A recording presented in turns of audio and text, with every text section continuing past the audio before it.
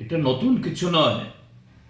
গত 8 বছর ধরে বিজেপি নেতৃত্বে এই জোট সরকার ত্রিপুরা রাজ্যের যুবক যুবতীদের সাথে যে ছেলে খেলা করছে, এটা তারই আর একটা অঙ্গ। এই গেল লোকসভা, তারপর এডিসি নির্বাচন গেল, ঠিক তার প্রাক্কালে আমাদের রাজ্যের মন্ত্রী বাহাদুররা যুবকদের সামনে এই ললিপপ জ্বলিয়ে দেন। এতশো চাকরি নেব, এত হাজার নিয়োগ হবে, এই হবে সেই হবে। এই কদিনের মধ্যে এই ইন্টারভিউ বা চাকরির পরীক্ষার ফল বেরোচ্ছে।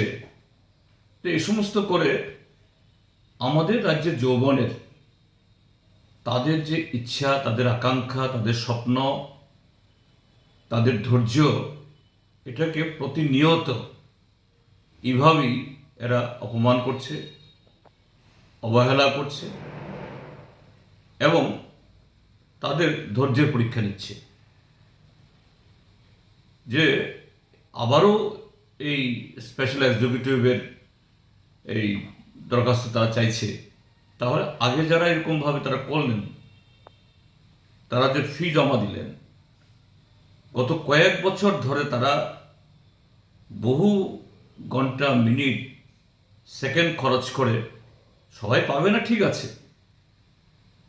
তাদের যে এই সময়, শক্তি, ধৈর্য, এটাকে ব্যয় করলেন, এর ক্ষতিপূরণ কে দেবে?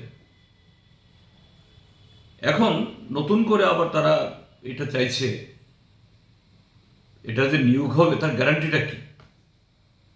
তো এইভাবেই আসলে বিজেপি নেতৃত্বে এখনকার যে আমাদের কেন্দ্রের সরকার, মোদী সরকার, তার নীতিটা কি? এই নীতিতে পার্মানেন্ট জব তারা তুলে দেবে।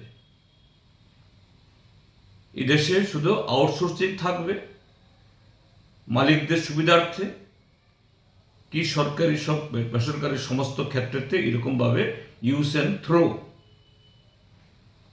এইভাবে ললিপপ জ্বলিয়ে জ্বলিয়ে এক একটা নির্বাচন আসলে তাদেরকে তারা ব্যবহার করবে। আমি রাজ্য সরকারের এই ঘটনার বা এই যে সিদ্ধান্তের আমি নিন্দা জানাচ্ছি। এটা মোটেই ঠিক নয় এবং আমি এখনো অনুরোধ করব আবার, যে হাজার হাজার ছেলেমেয়েরা পরীক্ষা দিয়েছে, এগুলো তাদের একটা প্রসেসের মধ্যে আছে, তার মেরিট লিস্ট বের করুক। শুধু এটা কেন, এর সাথে জেআরবিটি, তারপরে ট্যাট, রেগার জন্য ইন্টারভিউ নিয়েছিল, আরও নানা পদের জন্য, সবগুলো ক্ষেত্রেতে, এমনকি টিপিএসসির মাধ্যমেও যে সমস্ত ইন্টারভিউ নেওয়া হয়েছে, এগুলোতেও তারা ঝুলিয়ে রাখছে, কদিন বাদে বাতিল করে দিচ্ছে। কাজেই টিপিএসসি হোক বা এই জেআরবিটি, ট্যাট বা আরও নানা ধরনের যে সমস্ত এই চাকরি নিয়োগের সংস্থা তারা বানিয়েছে, সবগুলোকে এরকম বাতিল না করে আমাদের রাজ্যের বেকার যুবকদের সাথে এরকম নির্মম, অমানবিক, নিষ্ঠুর আচরণ করা রাজ্য সরকার বন্ধ করুক।